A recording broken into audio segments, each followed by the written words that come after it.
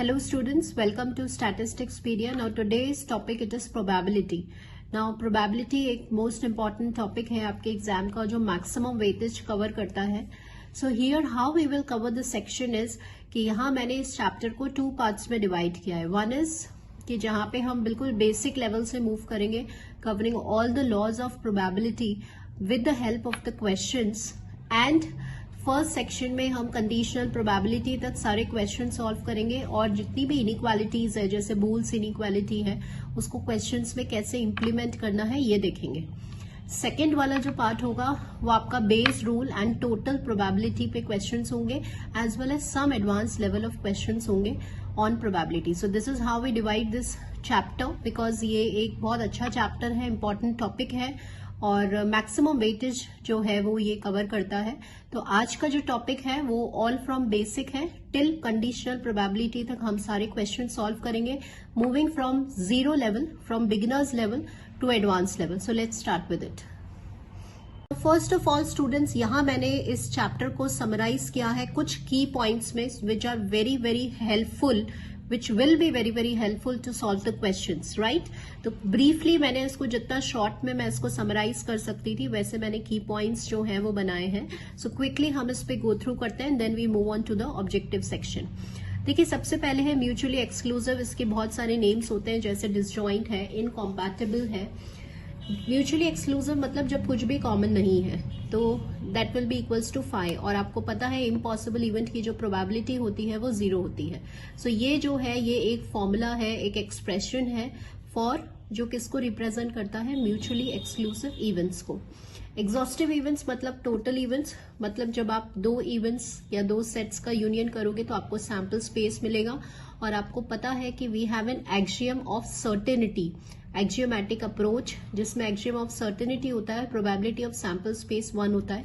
तो जब भी कहीं पे भी क्वेश्चन में आपको एग्जॉस्टिव इवेंट्स दिखेगा तो वहां हम probability of A union B will be equals to 1 लिखेंगे. Next we have a complementary event. Complementary event मतलब नॉट ई, तो क्वेश्चंस बहुत इजीली सॉल्व हो जाते हैं 1 minus P E. So this is a rule. Then next, now this is a most important जो मैं mark करूंगी and this is really most important. यहाँ पे एटलीस्ट आ रहा है, ठीक है. जब भी क्वेश्चन में आपको ये वर्ड दिखेगा at least one of the event, तो एटलीस्ट मतलब होता है ए यूनियन बी, ठीक है. अब ए यूनियन बी के देखिए मैंने यहाँ डिफरेंट फॉर्म्स लिखे हैं. मैक्सिमम क्वेश्चंस जो बहुत शॉर्टली सॉल्व हो जाते हैं वो आप ये याद रखिए, ये कहता है एक से ज्यादा बार इवेंट अकर होने की प्रोबेबिलिटी. तो हम क्या कर देंगे 1 माइनस एक भी बार वो इवेंट अकर नहीं हुआ, हम ये वाला रूल लगा देंगे, ठीक है. तो यहाँ मैं बहुत सारे क्वेश्चंस करवाऊंगी इस पर बेस्ड. जब भी आपको ये वर्ड एटलीस्ट दिखेगा कॉम्प्लीमेंट्री लॉ लगाया है और 1 माइनस नन. इसको कैसे लिखते हैं? नन मतलब कोई भी इवेंट अकर नहीं हुआ तो that is A bar intersection B bar. At least मतलब होता है यूनियन और जिसे आप कहते हैं, जहां पे भी और आएगा और मीन्स यूनियन, राइट. और ये हमारा एडिशन लॉ है, दिस यू नो. अब वैसे बहुत इजी सा है बट मैंने एक क्वेश्चन देखा था आप ही के एग्जाम पेपर में कि ए और बी अगर म्यूचुअली एक्सक्लूसिव है तो इसकी वैल्यू क्या होगी. तो that will be a P A plus P B, क्योंकि फर्स्ट की पॉइंट ही ये था कि इवेंट्स जैसे ही म्यूचुअली एक्सक्लूसिव होते हैं तो इसकी वैल्यू 0 होती है. So once you put the value वो ही हो then P of A union B is equals to P A plus P B, right. So ये जो सारे हैं ये सब एटलीस्ट या और को रिप्रेजेंट करते हैं. बट क्वेश्चंस हम इसकी हेल्प से मैक्सिमम क्वेश्चंस आपके easily with in a second solve हो जाएंगे. अब ऑड्स ऑन द फेवर होता है. ऑड्स ऑन द फेवर मतलब देखिए this I would like to explain you क्योंकि ये भी इसके क्वेश्चंस बहुत आते हैं. जैसे एन है, एन है अपने पास टोटल, ठीक है. इसमें फेवरेबल कितने केसेस हैं? एम है और जो फेवरेबल नहीं है वो ऑब्वियसली कितने होंगे? एन माइनस एम होंगे. अब जैसे ऑड्स इन द फेवर मतलब क्या होता है? Odds in the favour, odds मतलब होता है प्रोबेबिलिटी और कुछ नहीं होता. प्रोबेबिलिटी का फेवर अगर यहाँ पे लिखा है तो प्रोबेबिलिटी का फॉर्मूला क्या होता है? फेवरेबल अपॉन टोटल होता है. तो फेवरेबल कितना है? एम है और टोटल कितना है? एन है. तो ये इसका हो गया. तो इसको रेशियो में लिख दो, ऑड्स मीन्स रेशियो. तो ये हो गया. अब सपोज कहीं क्वेश्चन में आपसे पूछा जा रहा है कि ऑड्स अगेंस्ट बताएं तो ऑड्स अगेंस्ट, अगेंस्ट मतलब अनफेवरेबल अपॉन टोटल, तो वो क्या हो गया n अपॉन n, ये प्रोबेबिलिटी हो गई। अगर आपका कहीं, जैसे मैं आपको बताती हूँ, अब जैसे मुझे इसको ऑड्स में लिखना है, इसी एक्सप्रेशन को मुझे रेशियो में लिखना है, तो मैं कैसे लिखूंगी, n minus m is to m। तो समझ में आ रहा है। सबसे पहले जब ऑड्स इन फेवर आया तो कैसे लिखा, पहले फेवर लिखा फिर अनफेवरेबल लिखा, है ना, और इसको प्रोबेबिलिटी में डालना है, तो ये इसका फॉर्मूला होता है। अगर ऑड्स अगेंस्ट आया तो अगेंस्ट में पहले अनफेवरेबल फिर फेवरेबल, इसको प्रोबेबिलिटी में लिखना है तो ऐसे आया। ठीक है, तो कैसे भी क्वेश्चन दिया जा सकता है। लेट मी एक्सप्लेन यू जो मैंने बताया। सपोज 2:3 है और आपसे मैंने बोला, ये आपको ऑड्स अगेंस्ट दिया हुआ था क्वेश्चन में, और आपसे मैंने बोला कि चलो इवेंट की प्रोबेबिलिटी बताओ। तो ऑड्स अगेंस्ट मतलब पहले अनफेवरेबल और बाद में फेवरेबल, तो प्रोबेबिलिटी का फॉर्मूला क्या होता है, फेवरेबल अपॉन एग्जॉस्टिव। तो यहाँ पे फेवरेबल कितना है 3 और एग्जॉस्टिव मतलब टोटल, तो ये आपका प्रोबेबिलिटी आ गया। ठीक है, तो this is how we solve in the questions में, इस तरह से इसको लिखा जाता है। सो यहाँ पे मैंने इन शॉर्ट यही बता दिया, सो दैट ये वन टाइम जब आप रिवाइज करोगे तो सारे की पॉइंट्स लिख दिए। सपोज फेवर में है तो यहाँ पर फेवरेबल आएगा और यहाँ पे अनफेवरेबल आएगा, और आपको प्रोबेबिलिटी लिखना है तो favourable upon exhaustive. Odds against है तो इसका मतलब अनफेवरेबल पहले लिखा हुआ होगा, कैसे लिखा होगा, B/A। तो पहले ऑड्स अगेंस्ट में, अच्छा ये मैंने E बार लिख दिया यहाँ पे, B upon A plus B। ठीक है, क्योंकि यहाँ अनफेवरेबल है और यहाँ फेवरेबल है। अगर आपसे बोलते कि ठीक है PE बताओ, तो favourable upon A plus B हो जाता, और PE बार क्या होगा, B upon A plus B। ठीक है, this is all understood. Next आइए, यहाँ पर इवेंट्स अगर इक्वली लाइकली हैं तो उनकी प्रोबेबिलिटी जो है वो इक्वल होगी। Now here I mark this as important, क्योंकि ये बहुत बहुत इंपॉर्टेंट है क्वेश्चंस को इजी बनाने में, और जब भी क्वेश्चन में इनइक्वालिटी आती है तो हम इसी की हेल्प लेते हैं। जब E is a subset of F है तो probability of E will be less than equals to F, तो ये एक बहुत इंपॉर्टेंट है। यहाँ कुछ कॉमन चीजें लिखी है। Exhaustive cases, suppose n coins toss करते हैं तो टोटल केसेस होते हैं 2 की पावर n। अब यहाँ पे n कुछ भी है, सपोज क्वेश्चन में 3 कॉइन्स है तो 2 की पावर 3, 4 है तो 2 की पावर 4, ऐसे ही n डाइस है तो 6 की पावर n। तो ये कुछ जनरल एग्जॉस्टिव केसेस हैं। थोड़ा सा हम क्विकली रिवाइज कर लेते हैं। 52 कार्ड्स का जो डेजिग्नेशन होता है, red cards we have 26, red में होता है डायमंड एंड हार्ट, ईच में 13 कार्ड्स होते हैं। Black cards 26, club and spade each में 13 कार्ड्स होते हैं। जस्ट रिमेंबर, अगर फेस कार्ड्स आए तो टोटल फेस कार्ड्स होते हैं 12, king queen and jack. Honour cards आए तो 16 होते हैं, king queen jack and ace. ठीक है, ये याद रखना, इससे क्वेश्चन सॉल्व हो जाता है। ये बहुत बहुत इंपॉर्टेंट है। क्वेश्चन में अगर गिवन है इंडिपेंडेंट इवेंट्स तो कौन से रिजल्ट्स याद होंगे। अगर इंडिपेंडेंट इवेंट्स है तो ये मल्टीप्लिकेशन थ्योरम होता है फॉर इंडिपेंडेंट इवेंट्स, ये आपको याद होना चाहिए। ठीक है, कंडीशनल के टर्म्स में ये याद होना चाहिए, क्योंकि जब हम क्वेश्चन सॉल्व करते हैं तो हमें याद नहीं आता, तो इसीलिए इंडिपेंडेंट इवेंट्स है तो P of A given B इसके इक्वल हो जाएगा, और P ऑफ B गिवन है इसके इक्वल हो जाएगा। ठीक है, अब यहाँ पे कॉम्प्लीमेंट्री के लिए भी अगर इवेंट्स इंडिपेंडेंट हैं तो यहाँ पे ये मल्टीप्लिकेशन थ्योरम होल्ड करता है even for complementary events. So this is all the summarise points जो प्रोबेबिलिटी पे थे। Now let's move on to the objective questions, जहाँ पे मैं आपको और सारे शॉर्ट ट्रिक्स बताऊंगी और जो बुल्स इनइक्वालिटी और इन सबको कैसे इंप्लीमेंट करना है ये देखेंगे हम। फर्स्ट क्वेश्चन देखते हैं। यहाँ पे आपको 2 इवेंट्स हैं, रिस्पेक्टिव प्रोबेबिलिटीज गिवन है, और आपसे पूछा जा रहा है कि जो नेचर है वो कैसा है, मतलब म्यूचुअली एक्सक्लूसिव है, इंडिपेंडेंट है, नॉट इंडिपेंडेंट है, कैसा है। सो सबसे पहले तो it is very easy now, क्योंकि स्टूडेंट्स जब फर्स्ट की पॉइंट हम रिवाइज कर रहे थे, P of A intersection B, यहाँ पे it is not equals to 0। अगर ये 0 नहीं है तो इवेंट्स कैसे होंगे, नॉट म्यूचुअली एक्सक्लूसिव होंगे। ठीक है, और अगर P of A intersection B PA dot PB के इक्वल है तो इवेंट्स कैसे होंगे, इंडिपेंडेंट होंगे। तो चेक कर लेते हैं, 3/8 दैट इज 1/4 और ये 1/4 है, तो इवेंट्स इंडिपेंडेंट है but they are not mutually exclusive. So answer will be C for this question. So this is how we check. Next question देखें, ABC आपको 3 इवेंट्स दिए हुए हैं और A intersection B intersection C पूछा गया है। तो सबसे पहले तो लास्ट वाला ऑप्शन देखिए, कई बार जल्दीबाजी में हम ये ऑप्शन मार्क कर आते हैं, बट ये ऑप्शन तभी ट्रू है जब आपके इवेंट्स का नेचर इंडिपेंडेंट है, तभी ये मल्टीप्लिकेशन थ्योरम सही होगा। तो अब हमें समझ में आ गया कि यहाँ पे हमें किसकी टर्म्स में डिफाइन करना है, इन टर्म्स ऑफ कंडीशनल प्रोबेबिलिटी। तो चेक करते हैं, पहले ये वाला इवेंट हो गया, देन अब ये गलत है, ठीक है। लेट मी टेल यू कैसे होता है।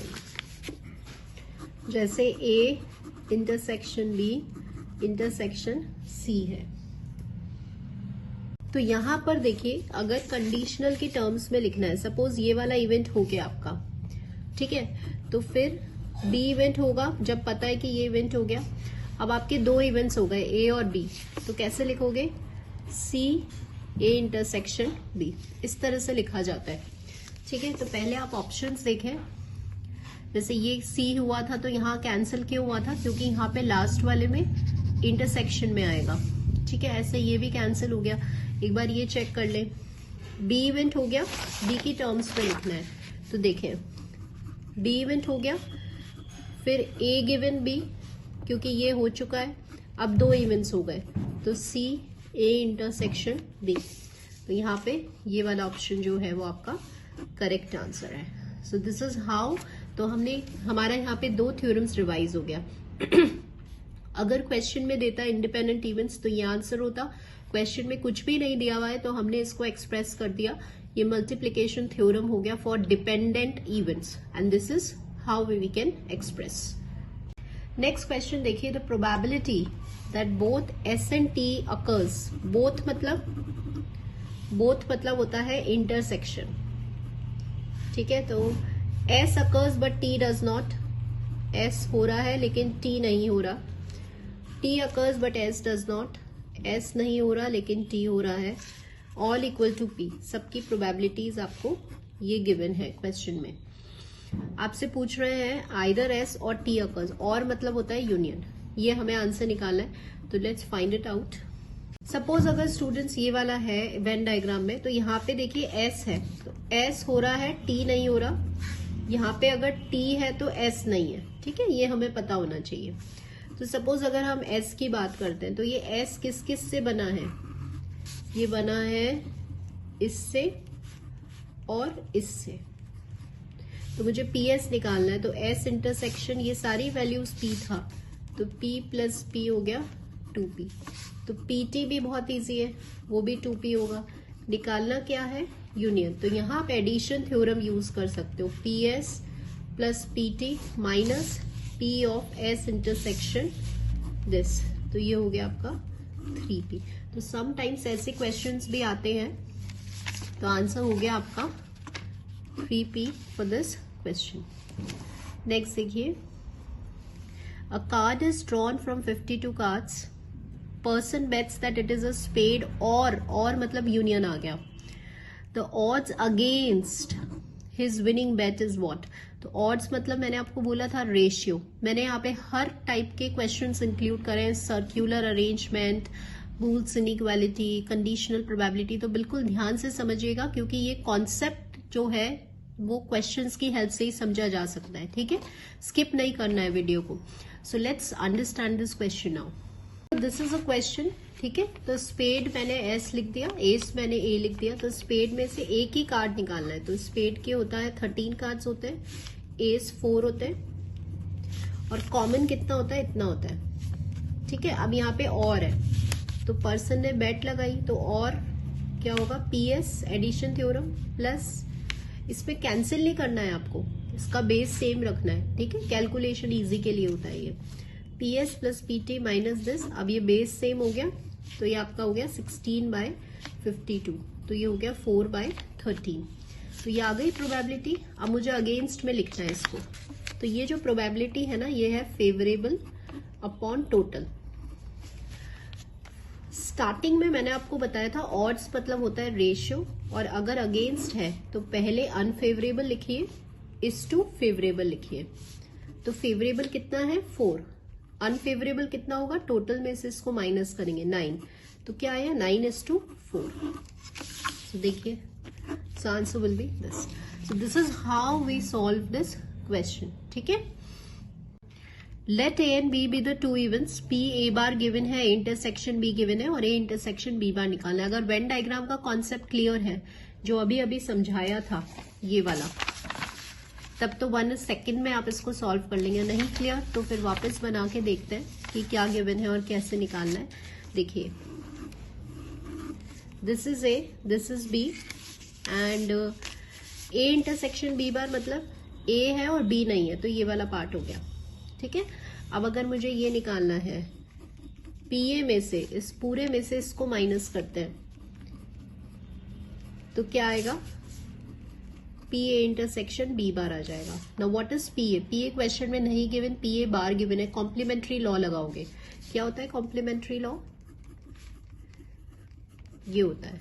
तो यहां से पी ए की वैल्यू आ गई है -1/4, एलसीएम लेंगे 1/12।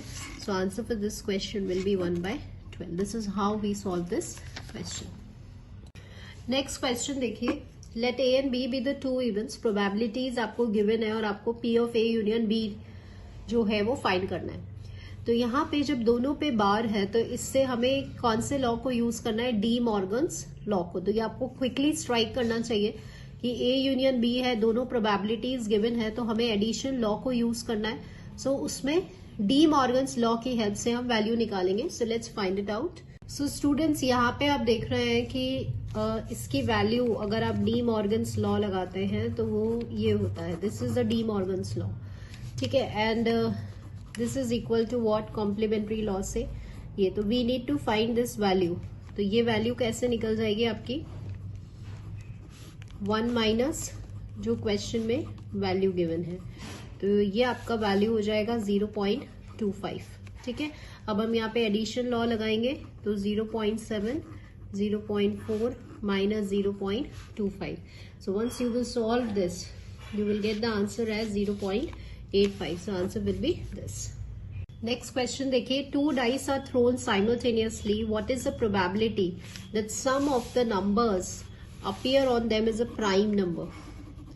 ठीक है, तो प्राइम नंबर क्या होता है, 2 होता है, 3, 5, 7, 11 तक ही जा रहे हैं, क्योंकि लास्ट जो सम होता है डाइस का वो हमें पता है टिल 12 है। तो यहाँ पे आपको फेवरेबल केसेस बनाने हैं, जैसे 1,1, 1,2, 2,1, ऐसे इस तरह से केसेस बनाने। तो once you will find the cases favourable upon exhaustive. Exhaustive क्या होगा, 2 डाइस है तो 6 स्क्वायर होगा, राइट। तो ऐसे जब आप केसेस बनाओगे, so finally what you will get 15 आ जाएगा। ठीक है, सो 15/36 आपका फेवरेबल अपॉन एग्जॉस्टिव आ जाएगा, and once you will cancel it out with 3, तो ये आपका आ जाएगा 5/12। नेक्स्ट देखिए, if 10 employees are appointed in the 5 offices at random, the probability that 2 friends among them will get the job in the same office. Now this is a very very good question. Question समझते हैं। 10 employees हैं और offices कितने हैं, 5 हैं। तो probability निकालना है कि जो 2 फ्रेंड्स हैं वो सेम ऑफिस में वर्क करने चाहिए। ठीक है, तो क्या कि हम क्या कर सकते हैं यहाँ पर स्टूडेंट्स, कि जब 5 ऑफिस हैं, we have 5 offices, 1, 2, 3, 4 and this is 5। Total persons 10 है। तो अगर मैंने यहाँ पे 2 पर्सन्स, 2 पर्सन्स, 2 पर्सन्स, 2 पर्सन्स, ये हमारी कंडीशन हो सकती है। सो यहाँ पे आप देख रहे हैं कि आपके पास एग्जॉस्टिव केसेस कितना है, आपको 2 फ्रेंड्स को चूज करना है। तो टोटल आपके पास 10 थे, 10 में से 2 को चूज करोगे तो 10C2 एग्जॉस्टिव हो गया। अब यहाँ जब मैंने इसको डिवाइड कर दिया तो फेवरेबल केस क्या होगा, रैंडमली आप किसी भी ऑफिस को पिक कर सकते हो। ठीक है, तो यहाँ पे सपोज मैंने इसको पिक किया तो इसकी प्रोबेबिलिटी क्या हो गई 1/10c to favourable upon this. तो क्योंकि एक ही ऑफिस चूज करना था दैट्स वाई। तो answer for this question will be 1/10c2। Let A and B the two nature दिया हुआ है इंडिपेंडेंट इवेंट्स। आपसे पूछा जा रहा है विच इज नॉट ट्रू, जो ट्रू नहीं है। पहला वाला देखिए इंडिपेंडेंट इवेंट्स में कंडीशनल के टर्म्स में हमने की पॉइंट्स में डिस्कस किया था, तो दिस इज अ करेक्ट। ये बी है तो दिस इज अ करेक्ट। ये बी बार है और ए बार नहीं, ये यहाँ पे बी बार आना है, तो this is a wrong answer. So question में फॉल्स स्टेटमेंट ही बताना है। So answer for this question will be C. The probability that a ticketless traveler caught during the trip is 0.1। एक पर्सन है जो ट्रैवल कर रहा है, उसके पास टिकट नहीं है और वो पकड़ा जा रहा है, उसकी प्रोबेबिलिटी आपको गिवन है 0.1। अगर ट्रैवलर 4 ट्रिप्स करता है तो बताओ कि वो ही और she will caught during at least एक ट्रिप में, तो वो पकड़ा ही जाएगा। तो I told you whenever there is a word at least, तो बेस्ट वे सॉल्व करने का क्या है ये समझते हैं। सो स्टूडेंट्स जब भी एटलीस्ट आएगा तो 1 माइनस प्रोबेबिलिटी नन, बस दैट्स इट। ये सबसे बेस्ट वे है। तो वो यहाँ पे बोला जा रहा है कि एटलीस्ट वो एक ट्रिप में पकड़ा जाए, तो हम कह रहे हैं कि नहीं, वो एक भी ट्रिप में नहीं पकड़ा जाए इंटू 1 माइनस। तो नहीं पकड़ा जाए तो 1 माइनस 0.1 हो गया, ठीक है ना, क्योंकि यहाँ पे आपको पकड़ने की प्रोबेबिलिटी दिया हुआ है। तो हम बोल रहे हैं नहीं पकड़ा जाए तो 1 माइनस 0.1 हो गया। अब यहाँ पर देखिए ट्रिप्स कितनी है, 4 है, तो ये नहीं वाली प्रोबेबिलिटी कितनी बार जाएगी, 4 टाइम्स जाएगी, ठीक है। तो ये हो गया मतलब टू दी पावर 4 हो जाएगा, तो ये हो गया 0.9 टू दी पावर 4। सो सबसे बेस्ट वे होता है इसको सॉल्व करने का, ठीक है। तो हमारा आंसर होगा, ये हो जाएगा हमारा आंसर। सो ये भी हमने सीख लिया कि जब भी एटलीस्ट होगा तो नन, और यहाँ पे कॉम्प्लीमेंट्री लॉ लगा है, अगर वो 4 बार कर रहा है तो यहाँ पे ये जो प्रोबेबिलिटी है वो मल्टीप्लाई हो जाएगी, तो टू दी पावर 4 हो गया and answer will be this. Next देखते हैं P and Q they sit in the ring arrangement. अब सर्क्यूलर अरेंजमेंट वाला क्वेश्चन आ रहा है विद 10 पर्सन्स। कोई पर्सन P है, पर्सन Q है और वो सर्कल में बैठ रहे हैं सर्कुलर अरेंजमेंट में रिंग के फॉर्म में 10 पर्सन के साथ। तो टोटल पर्सन कितने हो गए, 12 हो गए, 10 + 2। What is the probability that P and Q will sit together. तो यहाँ पे मैं आपको 2 लॉजिक बताऊंगी, एक तो सर्कुलर अरेंजमेंट वाला लॉजिक और दूसरा जब एक साथ किसी की भी प्रोबेबिलिटी निकालनी हो, whenever they will sit together, they will come together, इस तरह से आएगा, तो कैसे हम इजीली जो है वो क्वेश्चन को सॉल्व कर पाएंगे। So let's do that. सबसे पहले आप यहाँ पे कॉन्सेप्ट समझे कि एक होता है सर्कुलर अरेंजमेंट, इसको समझना है, इसको रटना नहीं है, और एक होता है लाइन, ठीक है। एक लाइन में n पर्सन्स बैठे हैं और एक सर्कल में n पर्सन्स बैठे हैं। तो स्टूडेंट्स जब लाइन में पर्सन्स बैठे हैं तो इसका स्टार्टिंग पॉइंट और एंडिंग पॉइंट अलग अलग होगा, क्योंकि सीधी लाइन में बैठे हैं, ठीक है। अब मैं आपसे बोलूं इन पर्सन्स को मुझे अरेंज करना है, तो कितने वेज में अरेंज किया जा सकता है, n फैक्टोरियल वेज में। ये किसकी बात हो रही है, जब स्ट्रेट लाइन की बात हो रही है। क्यों, क्योंकि यहाँ पे इसका स्टार्टिंग और एंडिंग पॉइंट अलग अलग है। लेकिन जब हम एक सर्कल की बात करते हैं, अगर यहां से शुरुआत हो रही है तो ये सर्कल कब बनेगा, जब ऑब्वियसली यहाँ पे खत्म होगा। तो यहाँ पे स्टार्टिंग और एंडिंग पॉइंट सेम है ना, स्टार्टिंग और एंडिंग पॉइंट सेम है। तो यहाँ पे एक पॉइंट कम हो गया, एंड वाला पॉइंट है ही नहीं क्योंकि वो सेम है। तो यहाँ पे अगर जब भी सर्कुलर अरेंजमेंट आएगा तो कैसे याद रखोगे, सर्कल कब बनेगा, जब स्टार्टिंग और एंडिंग पॉइंट सेम है। तो अगर पॉइंट सेम है तो यहाँ पे तो अलग अलग थे तो n फैक्टोरियल में कर दिए, यहाँ अलग अलग नहीं है तो एक कम करोगे, क्योंकि एंड पॉइंट नहीं है हमारे पास, दोनों पॉइंट्स एक ही हैं, मिलकर के एक ही बने हैं। तो इसीलिए जब भी सर्कुलर अरेंजमेंट होता है तो हम हमेशा n-1 फैक्टोरियल वेज में सर्कल में या रिंग में जो है वो उसको अरेंज कर सकते हैं। ऐसे कई बार गार्लैंड का आ जाता है, नेकलेस का आ जाता है ना, रिंग फॉर्म में आ जाता है। तो इसलिए n-1 is a reason for this. So always remember, straight line है तो n फैक्टोरियल, सर्कुलर है तो एक कम, और एक कम करने का रीजन भी मैंने आपको बता दिया। अब क्वेश्चन समझते हैं।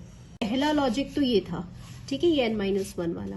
अब यहाँ पे 10 पर्सन्स है, साथ में p भी है, साथ में q भी है, तो टोटल पर्सन्स मेरे पास हो गए 12। यस, 12 पर्सन्स को रिंग में अरेंज करना है, तो एग्जॉस्टिव केसेस हो गए 12 minus 1 factorial, that will B 11 factorial. ये बात हो रही है एग्जॉस्टिव की। अब मुझे लेना है फेवरेबल। फेवरेबल में कहते हैं कि ये जो 2 पर्सन्स है वो एक साथ बैठने चाहिए। अब स्टूडेंट्स एक बात ध्यान रखिए कि जैसे मैं अभी इसको इस तरह से ले रही हूँ 1 2 3 4 एंड 5, जब भी ऐसा क्वेश्चन आएगा कि वॉवल्स कम टुगेदर, है ना, या लेटर्स कम टुगेदर, तो क्या लॉजिक लगाना है ये समझ लीजिए आप। इसको हम एज अ सिंगल ट्रीट करते हैं, ठीक है। जब भी साथ वाला क्वेश्चन आएगा कम टुगेदर, सिट टुगेदर, तो इसको एज अ सिंगल हम ट्रीट करेंगे। तो मेरे पास कैसे आप कैलकुलेट करोगे, टोटल पर्सन्स 5 थे माइनस 2, इन 2 को हटा रहे हैं, ये 2 अलग अलग नहीं है, अब ये 2 अलग अलग नहीं है, इनको आपने कैसा माना है, 1 माना है, +1, तो ये आपका जो आएगा वो 4 आएगा, right. This is a concept. अब देखिएगा क्वेश्चन कहता है कि P और Q को साथ साथ होना है, ये दोनों साथ साथ हैं, तो they will be treated as a 1 person. तो कैसे करोगे, टोटल पर्सन्स 12 थे माइनस, अब ये 2 नहीं है, इनको हमने 1 माना है, तो कितने हो गए आपके पास, हो गए 11 पर्सन्स। लेकिन अरेंजमेंट कैसा है, सर्क्यूलर है, तो ये कितने वेज में अरेंज करेंगे अपने आप को, 10 फैक्टोरियल वेज में अरेंज करेंगे प्लस, ठीक है। तो ये आपका फेवरेबल केसेस हो गया, क्यों, क्योंकि ये 10 पर्सन्स रिंग में है तो 10 फैक्टोरियल, और ये 2 पर्सन्स अपने आप को 2 फैक्टोरियल वेज में अरेंज कर सकते हैं। तो जब भी स्टूडेंट्स क्वेश्चन आता है कि कम टुगेदर, सिट टुगेदर, है ना, these letters must be together, तो उसको हम एज अ सिंगल ट्रीट करते हैं, and this is how we calculate. अब आ जाइए क्वेश्चन पे, तो हमारा प्रोबेबिलिटी क्या हो जाएगा, फेवरेबल अपॉन टोटल आप निकाल चुके हैं 11 फैक्टोरियल। Let's solve that. तो ये आ गया 2/11 will be the answer for this question will be this. तो 2 कॉन्सेप्ट्स मुझे आपको बताने थे, लाइन वाला, सर्कल वाला, n-1 क्यों आता है, और कम टुगेदर वाला, ठीक है। आगे भी और भी डिफरेंट क्वेश्चंस हैं इस पर बेस्ड, तो उससे आपका और भी कॉन्सेप्ट क्लियर होगा। Let's moving on to the next question now. An urn contains 3 white and 2 black balls. एक बैग है, बैग में 3 व्हाइट बॉल्स हैं, 2 ब्लैक बॉल्स हैं। बॉल्स आर ड्रॉन 1 by 1, एक के बाद बॉल्स उठाया जा रहा है, लेकिन उसको रिप्लेस कर रहे हैं with replacement.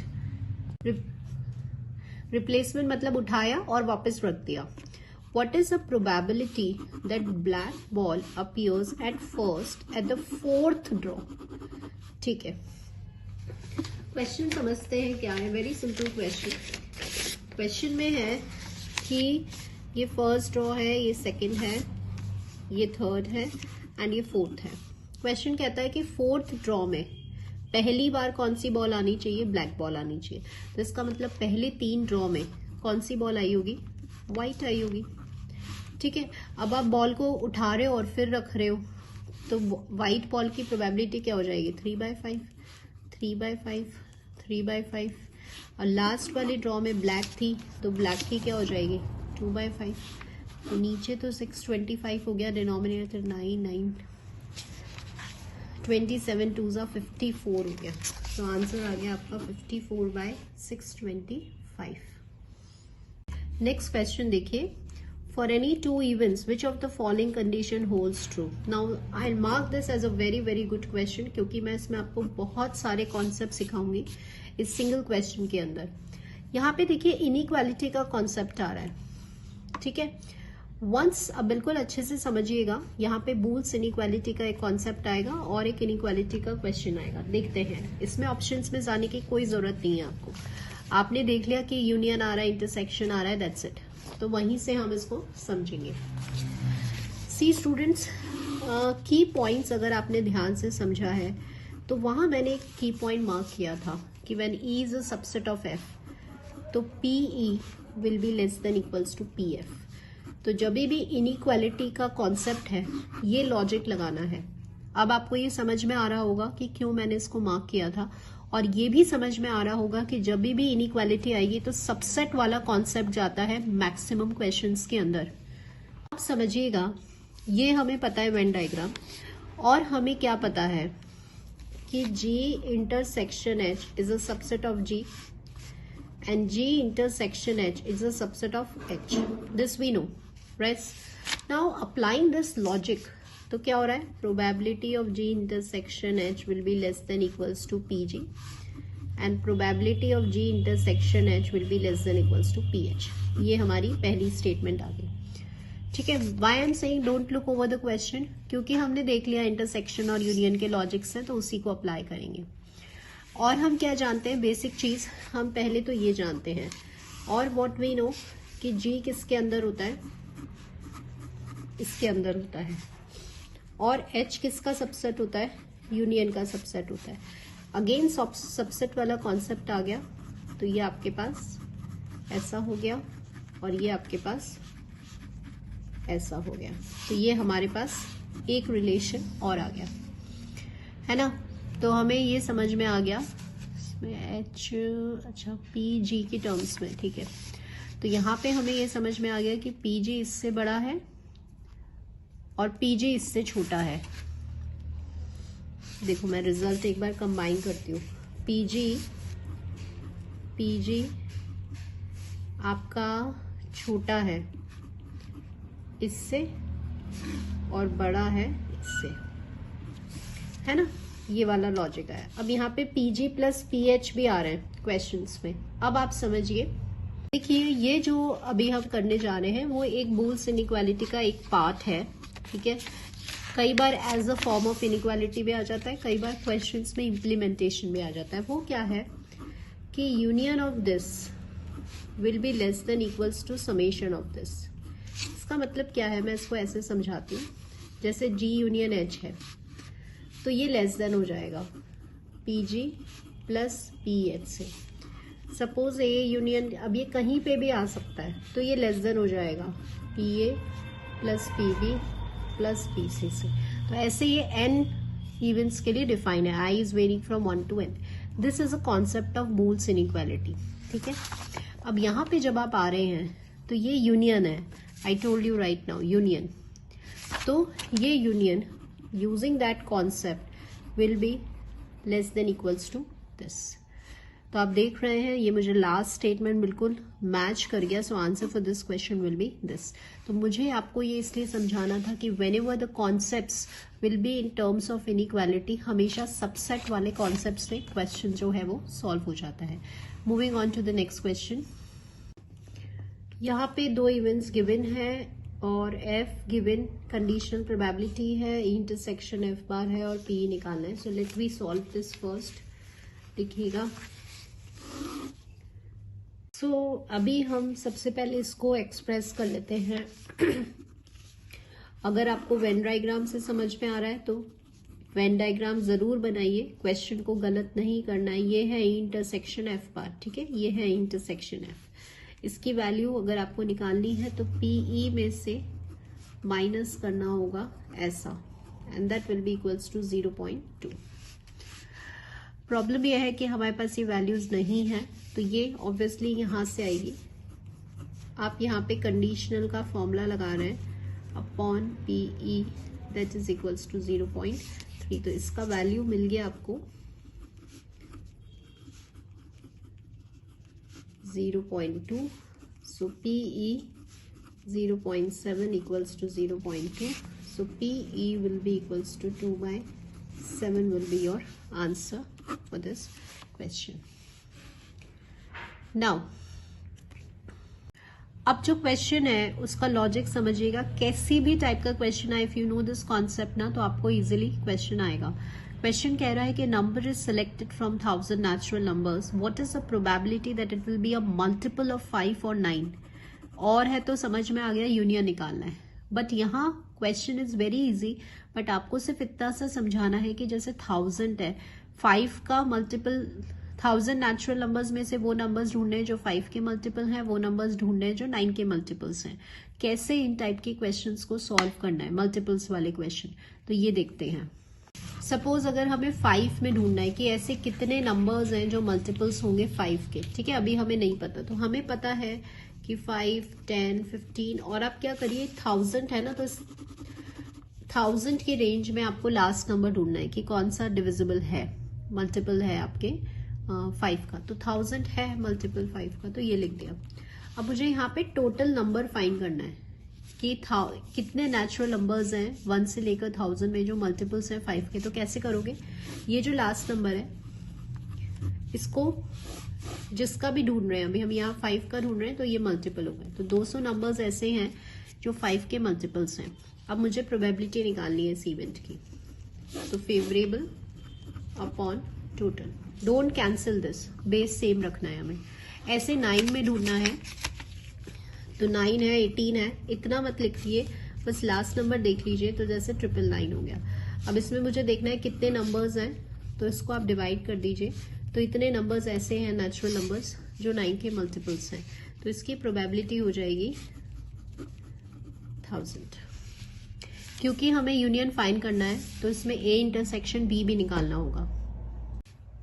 A intersection B मतलब ऐसे नंबर्स जो 5 के डिविजिबल हैं और जो 9 के मल्टीपल्स हैं, सॉरी जो 5 के मल्टीपल्स हैं और 9 के, दोनों के मल्टीपल्स हैं।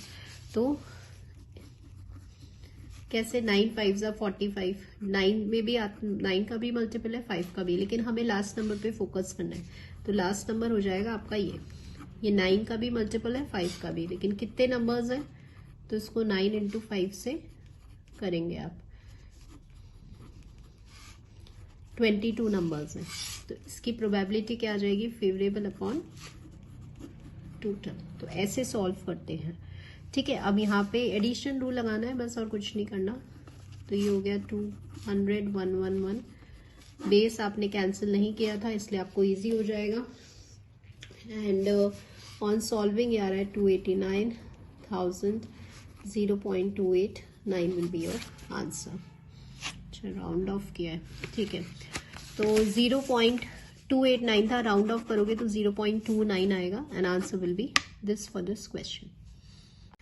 Now here question number 16 and question number 17 सबसे important questions हैं स्टूडेंट्स, और ये अभी आप लैंग्वेज से आपको समझ में आएगा कि कैसे इस क्वेश्चंस को सॉल्व करना है। क्वेश्चन यहाँ पे दिया हुआ है कि नंबर्स आपके 1 से n है, प्रोबेबिलिटी निकालनी है कि ये जो डिजिट्स हैं they appear as a neighbour in that order. Language बिल्कुल ध्यान से पढ़िए, ये जो डिजिट्स हैं ये हमेशा साथ में रहने चाहिए, ठीक है। तो एक तो साथ में रहने वाला कॉन्सेप्ट, कम टुगेदर वाला कॉन्सेप्ट लगेगा, प्लस इसी ऑर्डर में होने चाहिए, ऑर्डर चेंज नहीं होना चाहिए, 1 2 3 4 के इसी तरह से होने चाहिए, ठीक है। तो समझिए, और इसी क्वेश्चन की लैंग्वेज मैंने चेंज करी है नेक्स्ट में सेम क्वेश्चन को, तो दोनों के कॉन्सेप्ट बिल्कुल ध्यान से समझिएगा। देखिए, सबसे पहले हमें एग्जॉस्टिव केसेस फाइंड करना है, तो टोटल नंबर्स n थे और वो रैंडमली अरेंज हो रहे हैं किसी भी फॉर्म में, तो ठीक है। एग्जॉस्टिव केसेस क्या हो जाएंगे, n नंबर्स हैं तो वो n फैक्टोरियल वेज में अपने आप को अरेंज कर लेंगे। अब यहाँ पे कहा जाता है कि सपोज अगर आपके पास ये n नंबर्स हैं, तो ये k नंबर्स यहाँ पे दिया हुआ है, देखो k छोटा है n से, ये k नंबर्स हमेशा पास में होने चाहिए, नेबर होने चाहिए, they should always come together. Secondly उसी ऑर्डर में होने चाहिए, इनका ऑर्डर चेंज नहीं होना चाहिए। जैसे यहाँ तो था रैंडमली, रैंडमली मतलब किसी भी फॉर्म में हम इन नंबर्स को अरेंज कर रहे थे, यहाँ बोला ये एक साथ होने चाहिए, ठीक है। तो पहला लॉजिक जो लगेगा वो कम टुगेदर वाला लगेगा। सो n में से क्या बताया था, ये k नंबर्स एक साथ रहेंगे, तो इनको हम एज अ 1 मानेंगे, एक मानेंगे, एक डिजिट मानेंगे, तो इसमें से माइनस किया k और इसको आप मान रहे हो 1, तो ये हमारे पास टोटल नंबर्स आ गए। ये अपने आप को, ये नंबर्स अपने आप को कितने वेज में अरेंज कर लेंगे, इतने वेज में। अब यहाँ पे समझने वाली बात ये है, पहला लॉजिक ये था, ये जो है ना स्टूडेंट्स, ये अपने आप को अरेंज नहीं करेंगे, ठीक है। जैसे मैंने आपको जस्ट रिमाइंड करने के लिए मैं आपको बताती हूँ कि अभी क्वेश्चन, ये वाला क्वेश्चन, इस क्वेश्चन में मैंने जब आपने इसको 1 माना था, P और Q जो पर्सन साथ में बैठे थे, ये अपने आप को अरेंज कर रहे थे, 2 फैक्टोरियल इधर उधर शफल हो सकते थे, इसलिए हमने इनको भी अरेंज किया था।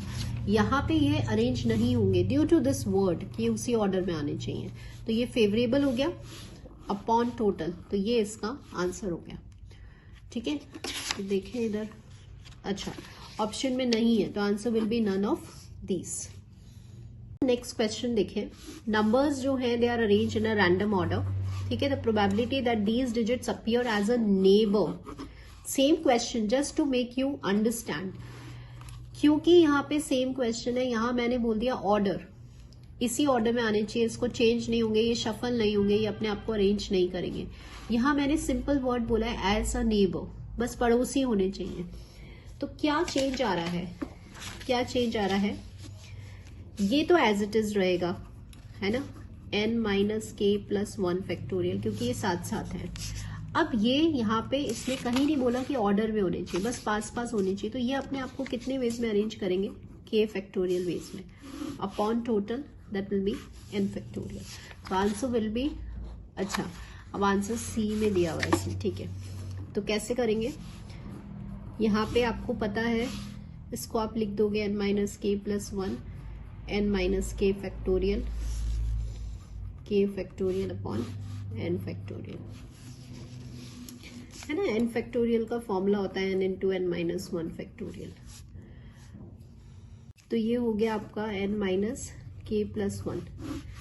अब ये होता है ना एन सी के, n factorial upon k factorial into n minus k factorial.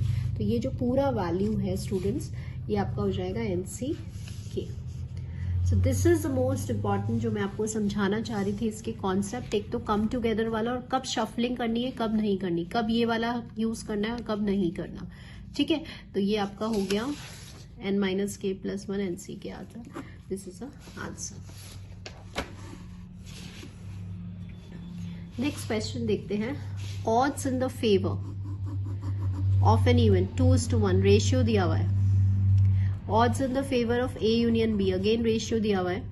Consistent with this information, the smallest and the largest value of the probability, again a very very good question जो आपके सारे concepts use कर रहा है, inequalities में है, ठीक है।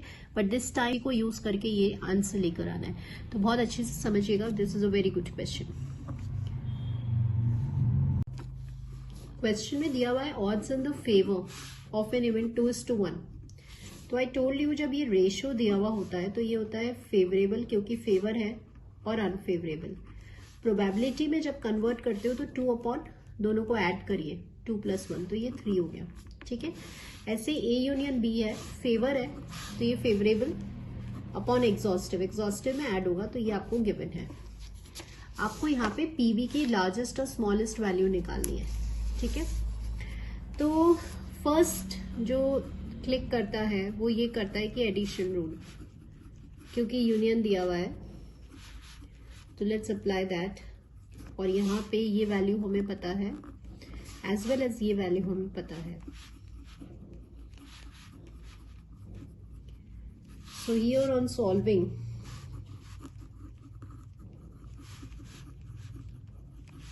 you will get this value. Now अब यहाँ पे देखते हैं कि देखिए प्रोबेबिलिटी है तो lies from greater than equals to 0 होगी, ठीक है। इसका वैल्यू आ रही है PB minus 1/12 greater than equals to 0, तो PB will be greater than equals to 1/12। ये तो आपका पहला आ गया इसमें से, ठीक है। वैसे तो ऑप्शंस में सिर्फ एक ही दे रखा है, पीबी ग्रेटर देन 1/12, लेकिन मैं आपको दोनों बताना चाहती हूँ। अब मुझे दूसरा निकालना है, तो हमें पता है कि जब भी इनइक्वालिटीज वाला है, तो एक बार देखते हैं सबसेट वाला कॉन्सेप्ट क्या होता है कि ए इंटरसेक्शन भी किस में, ए में, तो हम इसको ऐसे लिख सकते हैं। यस, क्वेश्चन में आपको ये आप निकाल चुके हो यहां से, और पी ए की वैल्यू दिया हुआ है, इसीलिए मैंने यहाँ पे ए को यूज किया है, बी को यूज नहीं किया। यहाँ पे पीबी की वैल्यू आ जाएगी, एलसीएम वगैरह आप लेंगे तो ये 4/, आपका 3/4 आ जाएगा, ये 12 एलसीएम लेने पे 3/4। तो पीबी जो है वो ग्रेटर है इससे और छोटा है इससे। वैसे तो मैंने आपको फर्स्ट टाइम में बता दिया था, क्योंकि ऑप्शन में ये कहीं पे भी 1/12 इधर नहीं है, बट स्टिल हमें पूरा पता होना चाहिए अगर ऑप्शन में है तो कैसे हमें इनको फाइंड करना है। तो this is a very very good question कैसे कॉन्सेप्ट्स लगाए, कब ये लगाया, आपको ये क्लियर होना चाहिए। नेक्स्ट देखिएगा, A and B two events हैं, क्वेश्चन में आपको ये रिलेशन दिया हुआ है and we need to find this value. तो सिर्फ ये रिलेशन दिया हुआ है तो ठीक है, हम सबसे पहले कंडीशनल की वो लगाते हैं डेफिनेशन। सो जब आप लगाएंगे तो ये हो जाएगा आपका A intersection B upon P B greater than this will be equals to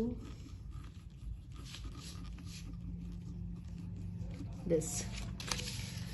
अब सीधा सा अगर हम वेन डायग्राम की हेल्प ले रहे हैं तो इसको आप कैसे लिख सकते हो,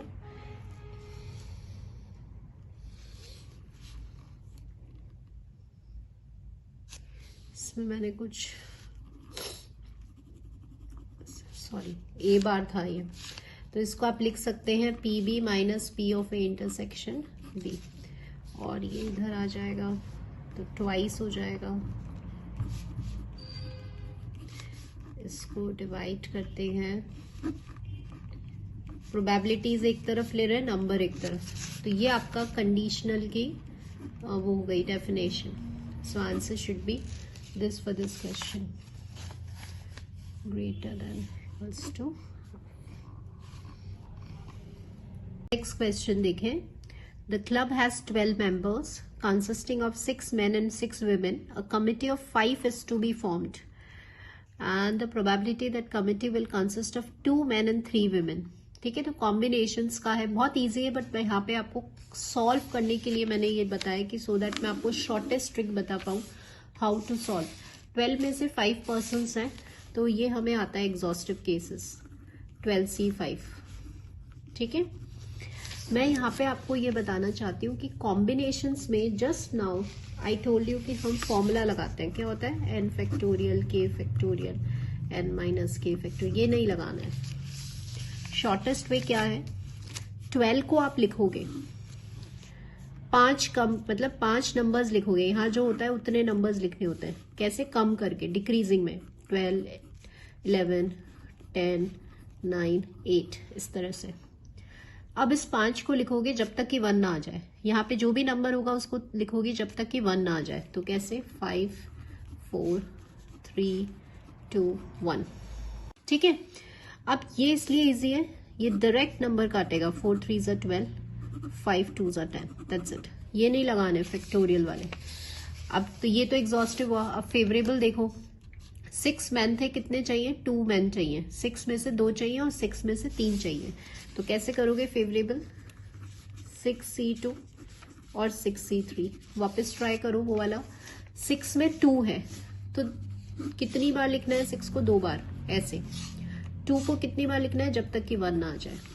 यहाँ देखिए 6 में 3 है तो 6 5 4, 3 को कितनी बार लिखना है, जब तक कि 1 ना आ जाए।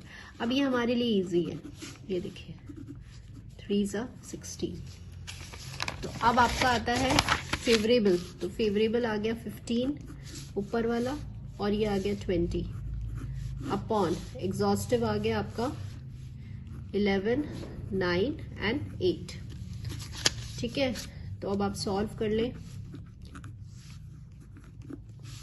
3 5 50, 3 3 9, 25 बाय क्या है ये 66 आ गया answer. So answer will be 25 by 66। So whenever either in maths or in stats जब भी कॉम्बिनेशन आएगा, please use this method, will make your calculation, कभी गलती नहीं होगी, कोई फैक्टोरियल्स नहीं है, सीधे इसको इस तरह से यूज करना है। ठीक है, so easiest way to solve. So this is all for today students, जहां मैंने सारे कॉन्सेप्ट्स, इनइक्वालिटीज और हर लेवल का क्वेश्चन जो है वो कवर अप किया है along with the key points. Next video में मैं टोटल प्रोबेबिलिटी लॉ और बेस रूल के क्वेश्चंस लेकर आऊंगी, एंड थोड़े से हम बेसिक लेवल से एडवांस लेवल पे मूव करेंगे। ठीक है, सो this is all for today and hope this video will be helpful for you. So thank you students for watching this video.